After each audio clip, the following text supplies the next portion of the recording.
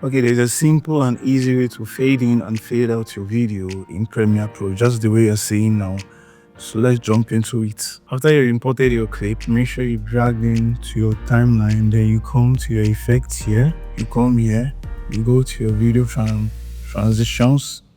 You come to dissolve. You select your cross dissolve and you drag and you drop it at the beginning of your clip, and you drag and drop at the end of your clip. So let's play it. This is it.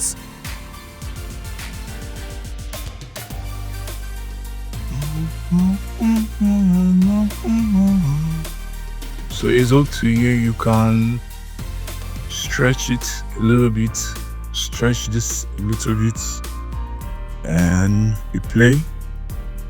This is it. This is the fade in, then the fade out.